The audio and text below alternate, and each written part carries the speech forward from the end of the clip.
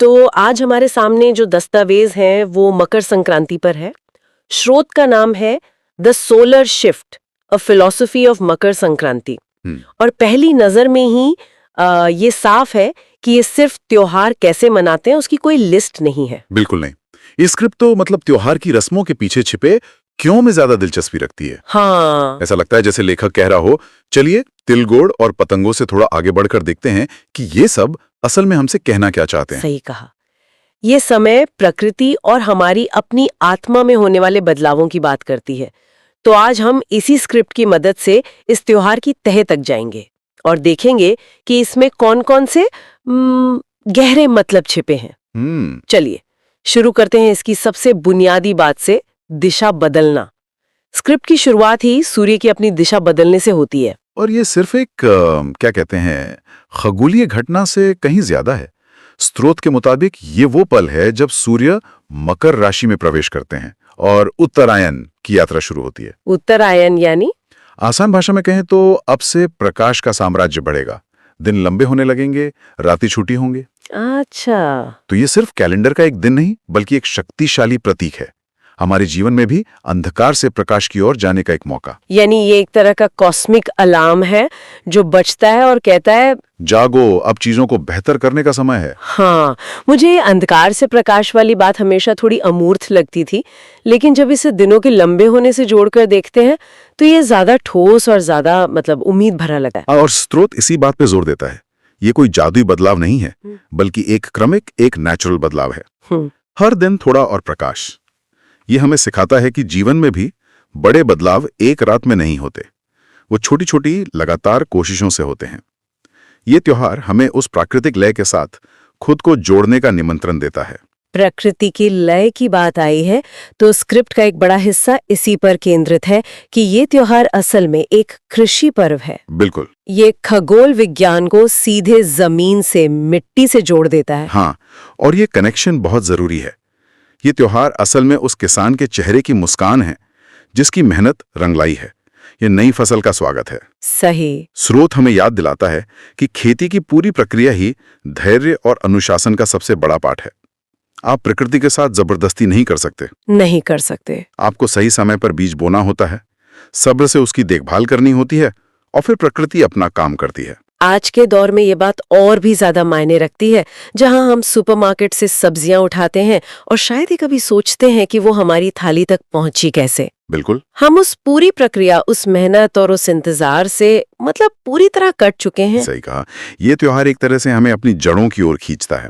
ये हमें याद दिलाता है कि हमारा अस्तित्व इस प्रकृति पर कितना निर्भर है। ये सिर्फ धन्यवाद कहने का दिन नहीं है बल्कि ये महसूस करने का दिन है कि हम इस प्रकृति के मालिक नहीं बल्कि इसका एक छोटा सा हिस्सा हैं। जब हम प्रकृति का सम्मान करते हैं तो असल में हम अपने ही अस्तित्व का सम्मान कर रहे होते हैं। प्रकृति के इसी संतुलन की बात शायद त्योहार की परंपराओं में भी झलकती है। जैसे तिल गुड़ को ही ले लीजिए, ये तो हर घर में बनता है, पर स्क्रिप्ट कहती है कि इसका स्वाद सिर्फ जुबान के लिए नहीं, जिंदगी के लिए भी है। ये बात मुझे भी बहुत दिलचस्प लगी। स्रोत के अनुसार तिल में एक हल्की सी कड़वाहट होती है और गुड़ मीठा होता है। जब दोनों को मिलाया जाता है तो ये सिर्फ एक मिठाई नहीं बनती, ये एक दर्शन बन जाता है। दर्शन कैसे? संदेश यह है कि जीवन भी ऐसा ही है, कड़वे और मीठे अनुभवों का मिश्रण, और हमें दोनों को साथ लेकर चलना है। मतलब ये कि मुश्किल हालात आने पर हमें कड़वा नहीं हो जाना है, अपने व्यवहार की मिठास बनाए रखनी है। बिल्कुल। हाँ वही, ये तो एक तरह से इमोशनल इंटेलिजेंस का सदियों पुराना नुस्खा है। कहना आसान है पर करना कितना मुश्किल। मुश्किल तो है, पर शायद इसीलिए हर साल ये त्योहार हमें ये याद दिलाने आता है।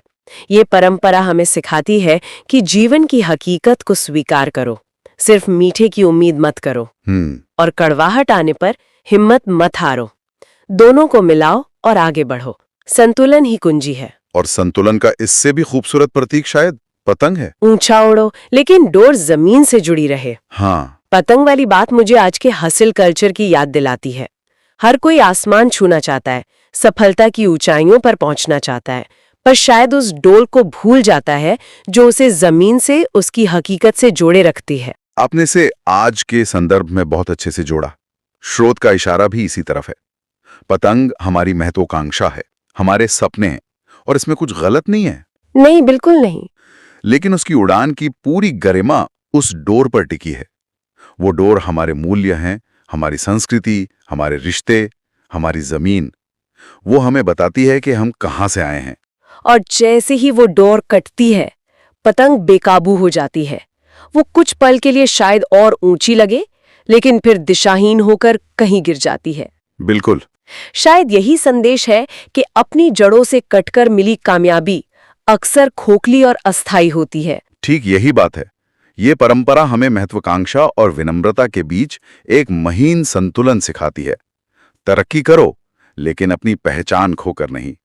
ऊंचाई पर पहुंचो, लेकिन ये कभी मत भूलो कि तुम्हें वहां तक पहुंचाने वाली डोर किसके हाथ में है और कहां से जुड़ी है। इन परंपराओं से आगे बढ़कर स्क्रिप्ट इसके आध्यात्मिक पक्ष पर भी काफी जोर देती है।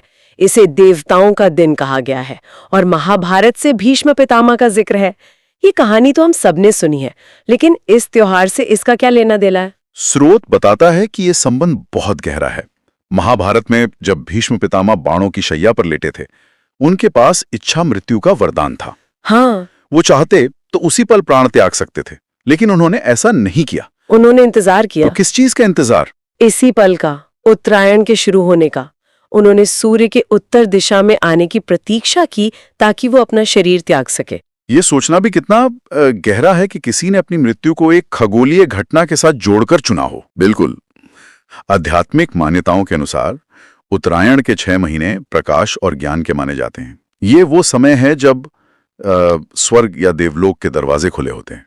माना जाता है कि इस अवधि में शरीर छोड़ने वाली आत्मा को मोक्ष मिलता है। वो जन्म मृत्यु के चक्र से मुक्त हो जाती है। अच्छा, ये सिर्फ बाहरी दुनिया में ही नहीं, बल्कि आत्मा की यात्रा में भी अंधकार से प्रकाश की ओर जाने का प्रतीक है। इसीलिए ये समय दान, ध्यान और आत्मचिंतन के लिए इतना पवित्र माना गया है। ये बहुत गहरा है। लेकिन स्क्रिप्ट में एक और कथा है जिसने मुझे सबसे ज्यादा उलझन में डाला और सोचने पर मजबूर किया। कौन सी? गुरु द्रोणाचार्य और एकलव्य की कहानी। हम सब जानते हैं कि कैसे एकलव्य ने गुरु दक्षिणा में अपना अंगूठा दे दिया।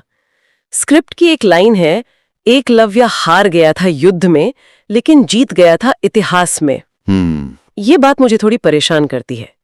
एक प्रतिभाशाली युवा का भविष्य छीन लेना, ये नैतिक जीत कैसे हो सकती है? और आपका ये सवाल उठाना ही इस कहानी की सार्थकता है।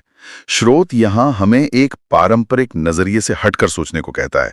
जब वो कहते हैं कि युद्ध में हार गया, तो इसका मतलब है कि एक धनुर्धर के तौर पर उसका करियर, उसकी क्षमता, उसका कौशल सब खत्म हो गया। हाँ, उस मैदान में वो हार गया। और ये एक बहुत बड़ी हार थी, एक अन्याय था। हाँ, आज के नजरिए से देखें तो ये सरासर अन्याय लगता है, लेकिन स्क्रिप्ट हमें दूसरे हिस्से पर ध्यान देने को कहती है, इतिहास में जीत गया। इसका क्या मतलब है? इसका मतलब यह है कि उसने गुरु शिष्य परंपरा में समर्पण का एक ऐसा मानक स्थापित कर दिया जो सदियों के लिए अमर हो गया।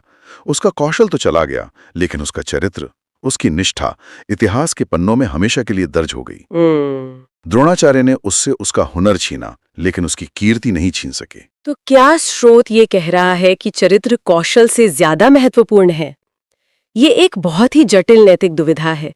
एक तरफ एकलव्य की अटूट गुरु भक्ति है, तो दूसरी तरफ द्रोणाचार्य का वो फैसला जो आज के जमाने में बहुत ज्यादा पक्षपाती और अन्यायपूर्ण लगेगा। बिल्कुल, और स्क्रिप्ट कोई आसान जवाब नहीं देती। वो बस इस दुविधा को हमारे सामने रखती है। ये कथा सवाल उठाती है कि सच्ची शिक्षा क्या है? क्या वो सिर्फ हुनर सीखना है या मूल्यों को जीना भी है? सही बात है। एकलव्य की कहानी हमें ये सिखाती है कि ज्ञान सिर्फ कक्षाओं में नहीं मिलता, वो सच्ची लगन, अटूट श्रद्धा और अनुशासन से भी पाया जा सकता है। उसका अंगूठा देना उसके त्याग की पराकाष्ठा थी। शायद स्रोत ये कहना चाहता है कि उस एक त्याग ने उसे एक महान धनुर्धर से ज्यादा एक महान शिष्य बना दिया। उसकी जीत नैतिक थी, भौतिक नहीं।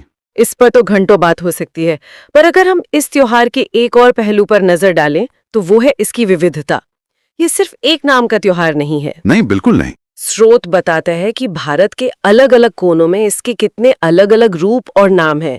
पोंगल, उत्तरायण, माघ बिहू, लोहड़ी। और ये इस त्योहार की सबसे खूबसूरत बातों में से एक है।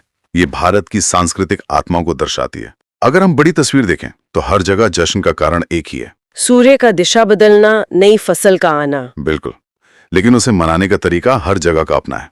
कहीं तिलगुड़ है तो तमिलनाडु में पोंगल बनता है, पंजाब में लोहड़ी का लाव जलता है तो असम में बिहू का नृत्य होता है। ये विविधता ही तो इस देश की ताकत है।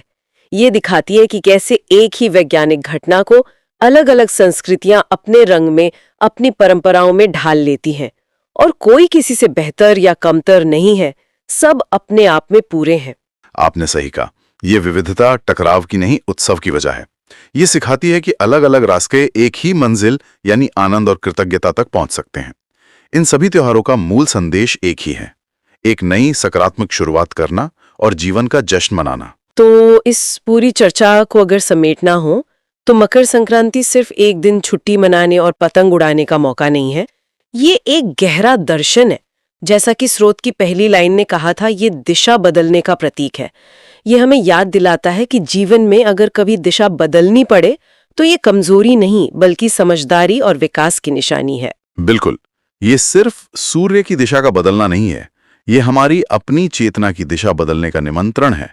अंधकार से प्रकाश की ओर, आलस्य से कर्म की ओर, स्वार्थ से सेवा की ओर। हाँ, ये एक दिन का त्योहार नहीं बल्कि पूरे साल कैसे जिया जाए, इसका एक खाका देता है प्रकृति, समाज और अपनी आत्मा के साथ संतुलन बनाकर। और एकलव्य की वो कथा त्याग और समर्पण के बारे में बहुत गहरे सवाल छोड़ जाती है। उससे जुड़ा एक विचार मेरे मन में आ रहा है। आज के इस डिजिटल युग में जहां गूगल ही सबसे बड़ा गुरु है और हर जानकारी एक क्लिक पर मौजूद है, हमारे लिए गुरु का असली मतलब क्या रह गया है? और आज की सच्ची शिक्षा हमसे किस तरह की गुरु दक्षिणा या समर्पण की मांग करती है?